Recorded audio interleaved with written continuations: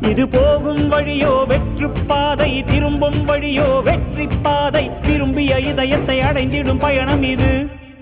கடல் தாண்டும் பறவைக்கெல்லாம் வழியில் மரங்கள் கிடையாது.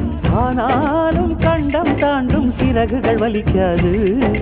மலையேறும் எறும்பின் கால்கள் வெயிலை மிதித்து உடையாது. மனதோடு காதல் வந்தால் மனிதா தடையேது.